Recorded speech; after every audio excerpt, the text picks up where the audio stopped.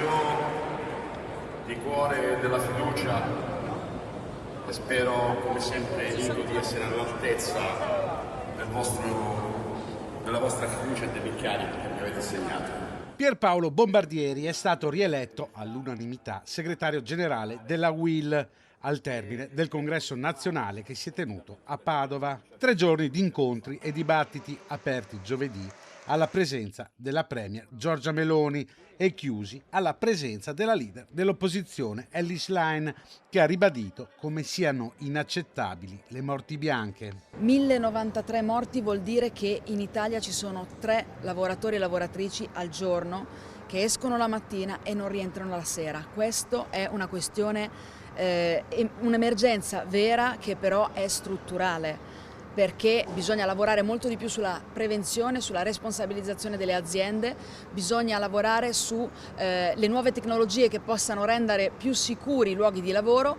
e a nostro avviso bisogna contrastare quella logica del subappalto a cascata che purtroppo il governo ha inserito nel codice degli appalti. Nell'ultima giornata presente anche Gino Cecchettin, che sul palco ha abbracciato Emma Marrazzo, mamma di Luana Dorazio, la giovane operaia morta schiacciata da una pressa.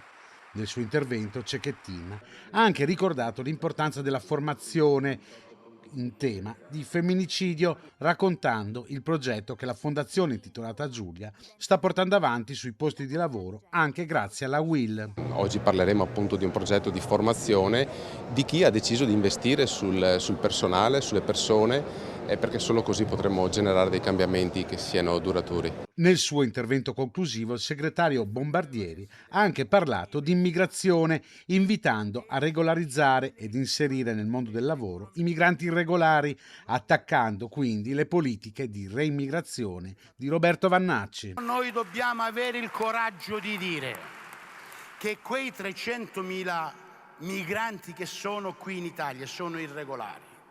Li dobbiamo regolarizzare, fare un corso di formazione e mandare a lavorare. Sono persone che scappano dalle guerre, dalle dittature. Regolarizziamo! Nessun Vannacci ci potrà mai convincere che le persone sono diverse.